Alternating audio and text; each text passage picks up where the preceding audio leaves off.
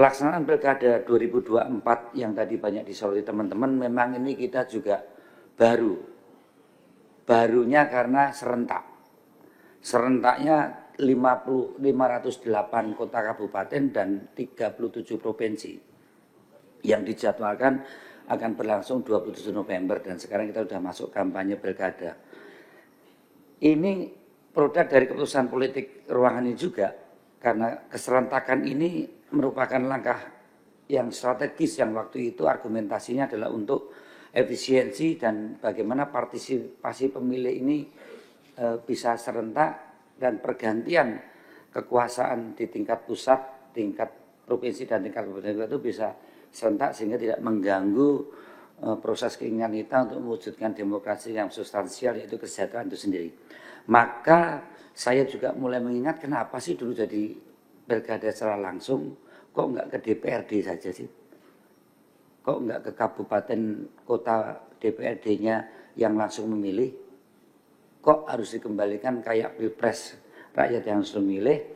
Argumentasinya bahwa kesejahteraan rakyat ini harus didukung tidak hanya stakeholder pemerintah, tapi juga kolaborasi, sinergi antara rakyat dengan berbagai instrumen-instrumen untuk mewujudkan kesejahteraan.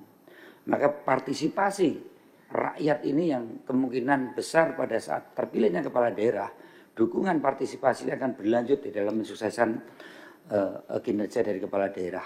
Inilah yang sebenarnya dari hajatannya partai politik di DPRD menjadi hajatan rakyat. Rakyat berpesta untuk memilih pemimpinnya sehingga legitimasi, kapabilitas dan integritas dari kepala daerahnya itu lebih dijamin karena rakyat menggunakan hak pilihnya. Nah, inilah yang sebenarnya harus kita jaga untuk semakin pilkada ke pilkada itu muncul tokoh-tokoh lokal, bahkan partai kami atau partai PDI Perjuangan menyiapkan betul untuk pilkada itu sampai lahirnya ya Pak Jokowi, lahirnya Azwar Anas, lahirnya Bu Risma, lahirnya tokoh-tokoh dari partai-partai lain juga muncul orang-orang yang memang mempunyai kompetensi, integritas dan kapabilitas sebagai kepala daerah. Nah, disitulah saya kira Kemendagri punya hajatan untuk melakukan pengawasan dan bagaimana penegakan aturan untuk mencegah praktek-praktek yang menjadi stakeholder di bawahnya, sehingga praktek-praktek ini yang dianggap melanggar ketentuan daripada undang-undang yang semuanya sudah diatur di dalam Dirjen atau Direktorat masing-masing ini, tetap harus menjaga pelaksanaan nanti legitimasi pemimpin daerah itu akan muncul dengan sistem yang tidak dirusak. Ini yang saya kira teman-teman tadi persoalkan, bahwa tatanan demokrasi yang semakin dianggap sekarang ini indeks demokrasinya menurun atau melemah, itu memang tidak bisa lepas hal-hal yang terkait domainnya kekuasaan eksekutif. Kekuasaan eksekutif ini bisa kemanapun, ya, dan mudah melakukan intervensi. Itu memang fakta yang tidak bisa dihindari. Ya. Bagaimana kekuasaan eksekutif yang demikian besar itu kita seimbangkan dengan yudikatif dan eksekutif yang ada di sini dan legislatif yang ada di sini untuk menyeimbangkan. Ya.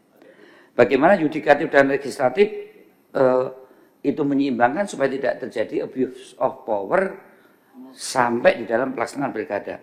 Nah, salah satu permasalahan yang ke depan soal demokrasi inilah bagaimana kekuasaan eksekutif, presiden sebagai kepala negara dengan kekuasaan yang demikian besar itu bisa menggeser demokrasi ke arah lain. Tapi saya percaya pidato Pak Prabowo sejak dilantik dan sampai hari ini kita cermati, sudah 3 kali saya baca, Pak. Di ulang tahun PAN dia mengatakan bagaimana komitmen Pak Prabowo sebagai presiden akan menggunakan kekuasaan itu justru untuk menjaga demokrasi ini tetap berlangsung dengan netralitas ASN. Pak Prabowo juga menyampaikan komitmennya bagaimana himbauan untuk TNI dan Polri itu netral. Inilah harapan-harapan yang yang memberikan suasana ke depan ini menjadi suasana yang kita harapkan pilkada akan berlangsung, karena dari 508 kabupaten kota dengan 37 provinsi ini, yang dari PDI Perjuangan saja nomor 1 kita bekerja sama dengan Demokrat, itu 170 kepala kabupaten kota. Kemudian nomor 2 kita dengan PKB, itu 167. Kemudian dengan Gerindra kita 165. Kemudian kita dengan P3 166, dengan PAN 155, dengan Nasdem 156, dengan Hanura 120, dengan Golkar 152, juga dengan PKS 147. Jadi kerjasama partai politik mengusung kepala daerah ini tidak bisa linear. Di setiap daerah itu hanya 2-3 partai. Terjadi cross cutting afiliasi partai politik di dalam mengusung. Inilah yang saya kira menjadi menarik, bahwa tidak akan terjadi konflik-konflik yang sifatnya manifest kalau itu menjadi hajatan rakyat murni. Serahkan rakyat untuk berpesta pora memilih kepala daerahnya. Ya, bagaimana pemilu ini pasti akan damai. Menjadi tidak damai kalau ada tidak netralitasan dan ketidakadilan dari aparat. Baik aparat ASN, aparat penegak hukum. Ini akibatnya. Dan saya percaya Pak Prabowo, tentunya Pak Tito dan jajarannya tentu akan menjaga marwah presiden ini dalam pelaksanaan pilkada. Kalau sampai apa yang disampaikan Pak Prabowo tidak kita jaga, pasti tadi rohaniwan, budayawan, intelektual, luar dan dalam ini akan menyoroti betul kehebatan demokrasi Pancasila ini. Ternyata pluralisme ini menjadi satu kebinekaan, menjadi satu alat pemersatu kita dengan tadi setiap partai politik itu melakukan berbagai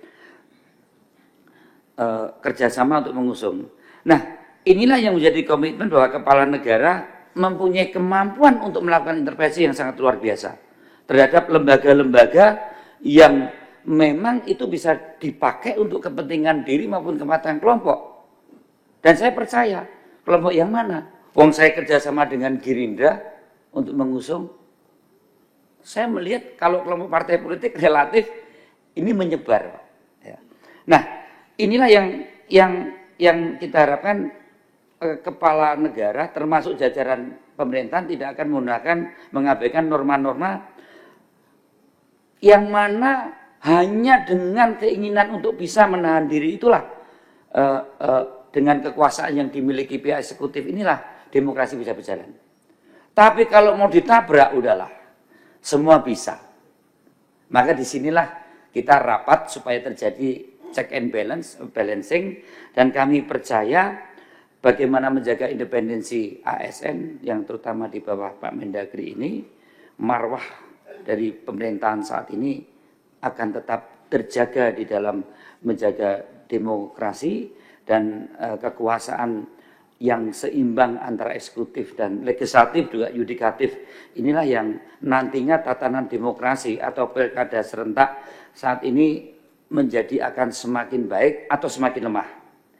Maka dalam rapat hari ini Pak Tito selaku Mendagri, kami tentu sangat berharap komitmen dari Pak Tito selaku Mendagri yang juga merupakan komitmen dari Pak Presiden Prabowo yang sudah disampaikan berbagai forum untuk independensi atau komitmen netralitas ASN, juga bagaimana imbauan kewibawaan untuk menjaga TNI dan Polri ini dalam posisi yang netral, itu sangat-sangat kita harapkan.